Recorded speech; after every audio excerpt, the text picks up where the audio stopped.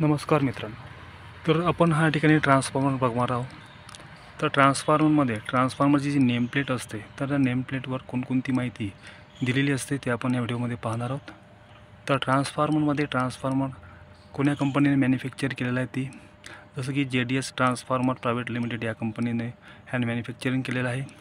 त्यानंतर येथे ठिकाणी स्टँडर्ड जे IS मार्क असते ते पण इथे आहे। त्यानंतर हा किती KVAचा ट्रान्सफॉर्मर आहे हे या ठिकाणी आहे। HV व्होल्टेज म्हणजे किती राहते, 11,000 व्होल्ट राहते। त्यानंतर LV व्होल्ट 433 ह्यावर राहते। त्यानंतर HV/LV 75/3 राहते आणि HVचा जो ॲम्पियर राहते हा 5.25 राहते आणि LV ॲम्पियर राहते 33.33। ठीक आहे। आणि फ्रिक्वेन्सी हे जवळपास सर्वच इंडियामध्ये 50 राहतेच।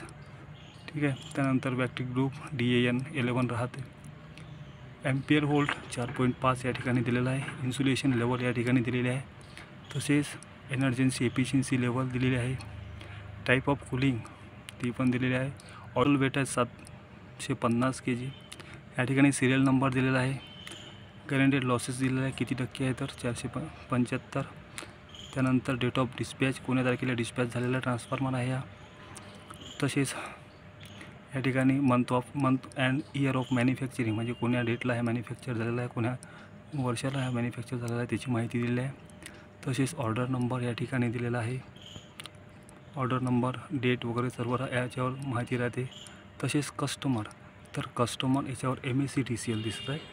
याच्यावर कस्टमर सध्या MHDCL आहे, म्हणजेच JDS ट्रान्सफॉर्मर ह्या कंपनीने जे ट्रान्सफॉर्मर यांना प्रोव्हाइड केलेला आहे, तर ह्या कस्टमर कोणाला दिला आहे तर ह्या MHCDCLला म्हणजेच महावितरणला दिलेला आहे। सर्वप्रथम ही कंपनी महावितरणला ट्रान्सफॉर्मर डिस्पॅच करते, म्हणजे यांच्याकडे ते सप्लाय करतात आणि ह्याच ट्रान्सफॉर्मर आपल्याला डिस्ट्रीब्युशन बॉक्स म्हणून आपल्या ठिकाणी आपल्या एरियामध्ये हा बसवल्या जाते आणि इथूनच सर्व ग्राहकांना लाईन पुरवल्या जाते। तर ट्रान्सफॉर्मरचं कसं आहे महत्त्वाचं म्हणजे फक्त हा ट्रान्सफॉर्मर किती KVAचा आहे, म्हणजे याच्यावरूनच ट्रान्सफॉर्मरची क्षमता समजलं जाते। म्हणजे हा किती व्होल्टेजपर्यंत किती ग्राहकांना वीज पुरवठा अखंडित देऊ शकतो। व्होल्टेज कमी जास्त राहते ना, तर ट्रान्सफॉर्मरचं समजा लोड जर वाढल्या असल्यानं ट्रान्सफॉर्मरची एफिशियन्सी तसेच व्होल्टेज न पुरणे, व्होल्टेज कमी येणे अशा प्रकारचे प्रॉब्लेम होत असतात। तर आपल्याला महत्त्वाचं आहे ट्रान्सफॉर्मर किती KVAचा आहे हे जास्त महत्त्वाचं आहे। ठीक आहे। तर अशा प्रकारे ह्या ट्रान्सफॉर्मरच्या नेमप्लेटवर माहिती दिलेली असते, हे आपण या ठिकाणी बघू शकता। तसेच व्हिडिओ आवडला असेल तर लाईक करा। अजून काही प्रॉब्लेम असतील म्हणजे काही विचारायचं असेल तर कमेंट करा। अशाच प्रकारे व्हिडिओ पाहण्यासाठी इलेक्ट्रिकल मित्र या चॅनलला लाईक, शेअर आणि सबस्क्राईब करा। धन्यवाद।